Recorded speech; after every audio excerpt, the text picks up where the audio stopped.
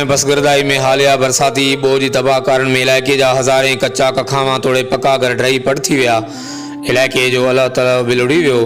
फसलुनि सां गॾु माल मता जो बि काफ़ी नुक़सानु थियो।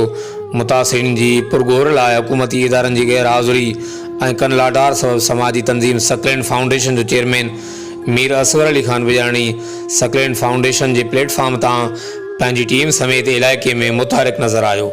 बरसाती ॿोझ जी तबाहकारनि जे पहिरें मरहले में सकलैंड फाउंडेशन इलाइक़े में फाथल माण्हुनि खे ॿाहिरि कढी महफ़ूज़ जॻहनि ते पकल खाधो पहुचायो।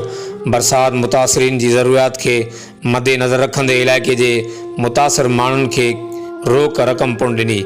सकलैंड फाउंडेशन जे चेयरमैन मीर असगर अली ख़ान बिजाणी जी कोशिशुनि सां इलाइक़े जे बेघर माण्हुनि खे पाकिस्तान आर्मी जे तवसुत सां ख़ीमा पिणु ॾिना विया। बरसात मुतासिरीन जे वावर खे वधाईंदे चेयरमैन फाउंडेशन मुख़्तलिफ़ ॻोठनि जे मुतासिरीन समेत इलाइक़े जे समें ॻोठाणनि में ख़ुश्क राशन, जूस, खीर खारकूं, पको पाणी, सुको फ्रूट, कपड़ा, बिस्किट, दवाऊं ऐं ॿियो रोज़मर्रा जे इस्तेमाल जूं ज़रूरी सामान तक़सीम कयो। हर वक़्तु आगाहनि लाइ ॾिसंदा रहो JTN वेब न्यूज़ करमपुर।